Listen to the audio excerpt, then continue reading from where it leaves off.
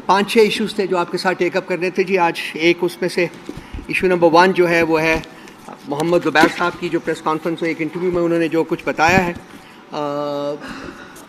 کہ کیا ہوتا رہا, کس طریقے سے پاکستان تحریک انصاف کی حکومت کو ڈسمینٹل کرنے کی کنسپریسی شروع ہوئی اور پھر وہ اپنے منطقی انجام تک پہنچائی گئی. تو یہ آپ کے ساتھ ہم نے نمبر 1 آپ کے ساتھ ڈسکس کرنا ہے. اب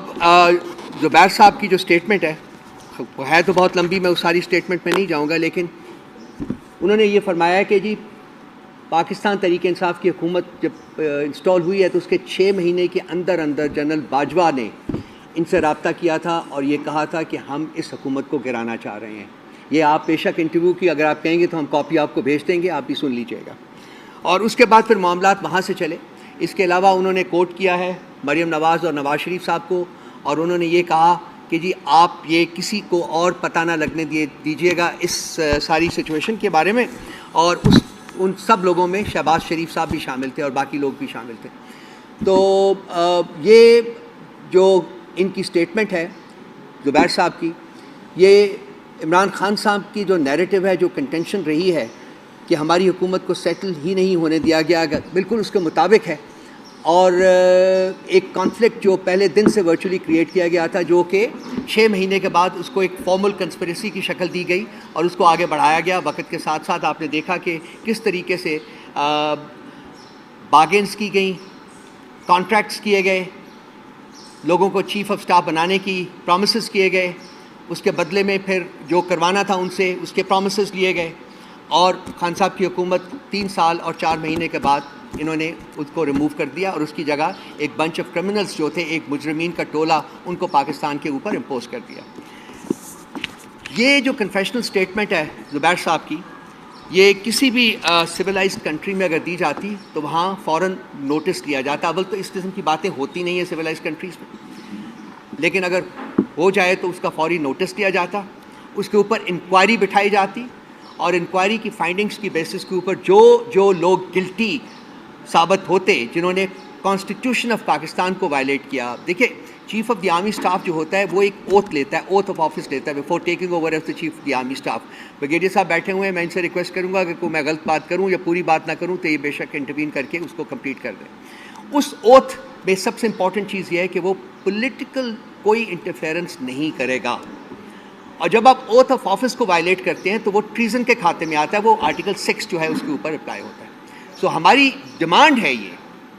کہ اس انٹرویو کا supreme court of Pakistan notice لے انڈر 184(3), ایک کمیشن آف انکوائری کو انسٹیٹیوٹ کیا جائے, اس کمیشن آف انکوائری کو ٹائم دیا ہے, اس کی جو آپریشن ہے وہ ٹائم لمیٹڈ ہو, اور اس کمیشن آف انکوائری کی جو فائنڈنگز ہیں اس کی بیسس کے اوپر تمام ایسے اشخاص جو کہ ملوث پائے جاتے ہیں اس کنسپریسی میں ان کو قرار واقعی سزا دی جائے, تاکہ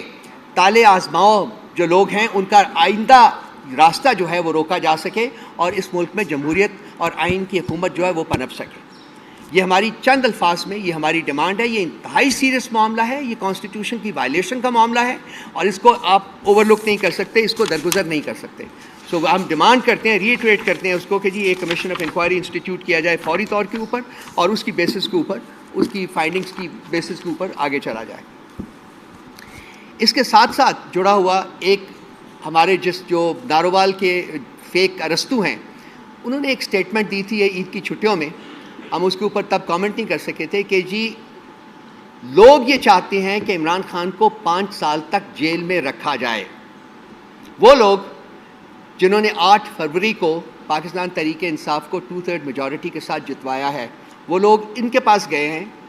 کہ خان صاحب کو 5 سال تک قید میں رکھا جائے, کیونکہ اس ملک کو آگے لے جانے کا صرف ایک یہی طریقہ ہے کہ وہ ملکی معاملات میں انٹرفیئر ان کو نہ کرنے دیا جائے. یہاں بھی ہماری عدالتیں خاموش ہیں. کیا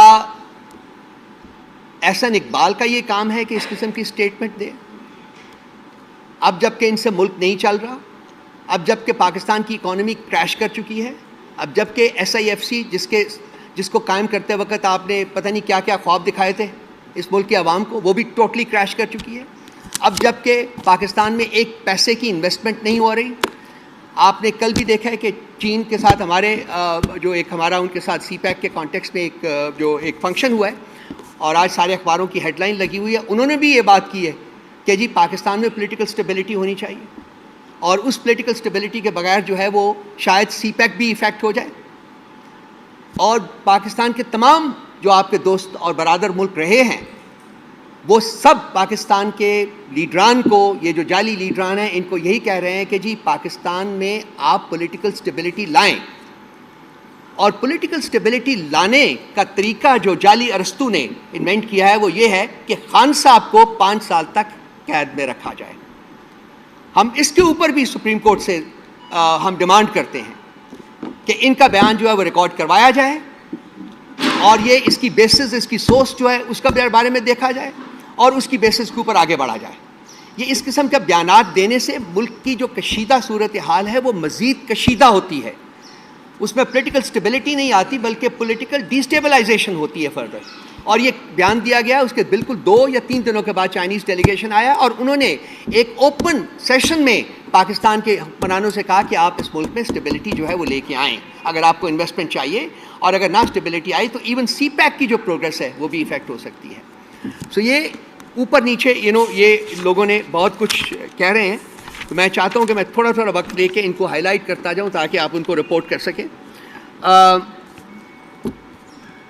تیسرا جو ایشو ہے ہمارے پاس وہ ہے ایک بڑا پرانا ایشو ہے, وہ ہے قاضی فیاض عیسیٰ صاحب کا ایشو ہے. جی ہم ان کا احترام کرتے ہیں, وہ سپریم کورٹ کے چیف جسٹس ہیں,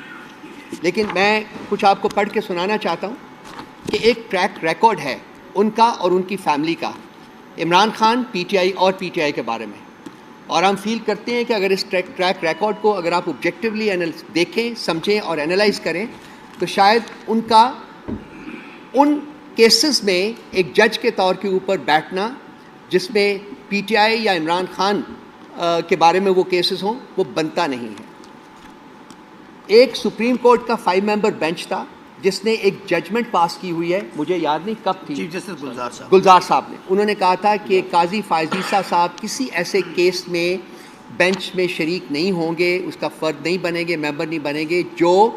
عمران خان صاحب کے بارے میں ہو. ہم یہ آپ کو واؤچنگ ڈاکیومنٹ سارے پرووائڈ کر سکتے ہیں, مانگ لیجئے گا,